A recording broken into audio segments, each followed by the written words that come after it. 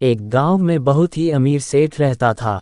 वो सेठ दूसरे लोगों को पैसे उधारी में देता था, लेकिन उस सेठ की पत्नी बहुत ही कंजूस औरत थी।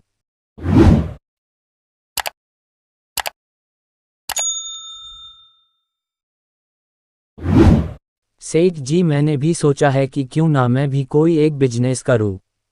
कितने दिन में दूसरे के और काम करता रहूंगा, लेकिन बिजनेस करने के लिए मेरे पास पैसे तो नहीं है। इसलिए मैं आपके पास पैसे उधारी मांगने के लिए आया हूं। क्या आप मुझे उधारी पर पैसे दे सकते हो? हाँ हाँ, मेरा काम ही तो है पैसे उधारी पर देने का। अगर तुम मेरा दिया हुआ पैसा फिर मुझे वापस कर ना सका तो वो तुम्हारा घर मेरा हो जाएगा। तुम्हारे लिए जितने पैसे आवश्यक है तुम ले जा सकते हो, लेकिन समय समय पर मुझे ब्याज भी देते रहना। उसके बाद सेठ जी उसको पैसे दे देते हैं।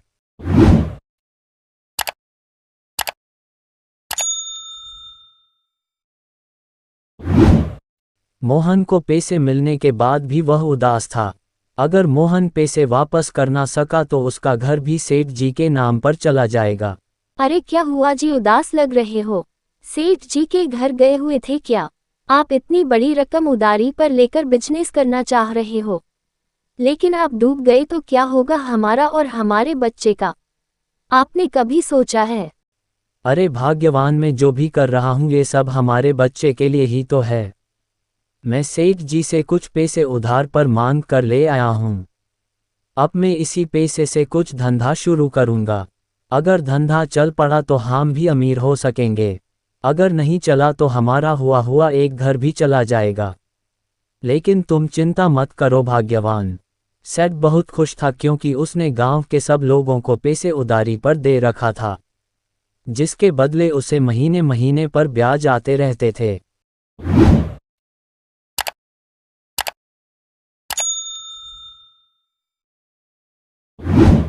कहाँ जाकर आ रहे हो?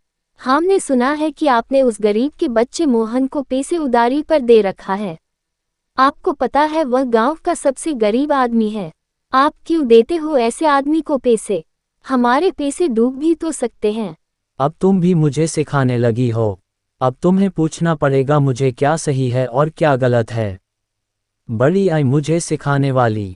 मैं भी तो इस गांव का सेठ हूँ, मैंने भी तो कुछ सोच कर ही उसे पैसे दिए होंगे। जब देखो तब अनाप शनाप बकती रहती हो तुम। जा जाकर खाना बना। उसके बाद सेठ के घर एक औरत मांगने के लिए आती है।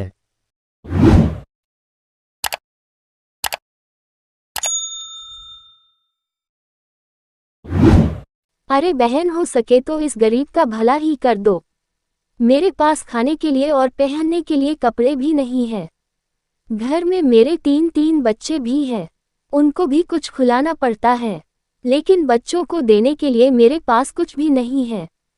अगर हो सके तो आप इस गरीब का मदद कर दो। कैसे गरीब? देखने में तो अच्छे घर के लग रही हो, तुम्हारे तो कपड़े भी अच्छे हैं, और कह रही हो पहनने के लिए कपड़े भी नहीं है। मेरे पास कोई खाना वाना नहीं है। चली जा तू इधर से, आइंदा से इधर दिखना भी मत। कहा ना मैंने, चली जा इधर से, सुनती नहीं क्या? उसके बाद वह गरीब औरत दुखी होते हुए मोहन के घर के और मांगने के लिए चली जाती है। अरे बहन, इस गांव के तो सारे लोग पापी है। मैंने सब घर पर मांगने की कोशिश की है लेकिन किसी ने भी मेरी मदद नहीं किया। क्या आप मेरे मदद कर सकती हो बहन? मुझे कुछ पहनने के लिए कपड़े और खाने के लिए कुछ भी हो दे दीजिए ना। अरे ऐसी बात थी तो पहले मेरे घर पर आना चाहिए था ना तुम्हें। मेरे घर पर जो भी है मैं तुम्हें दे देती। मेरे घर पर कपड़े तो नहीं, लेकिन तुम कुछ देर इधर ही ठहरो, मैं तुम्हारे लिए खाना बनाती हूँ। नहीं नहीं बहन, मैं तो ऐसे ही विचार कर रही थी कि कौन लोग कैसे हैं, लेकिन आप तो बहुत अच्छी दिल की निकली। मैं आपके लिए कुछ तोहफा ले आई हूँ। आप ये सोने का तराजू रख लीजिए। मुझे सब पता है आपके पति कुछ धंधे करना चाहते हैं, सोने का तराजू को बेचकर कर सकते हो। अब मैं जाती हूँ।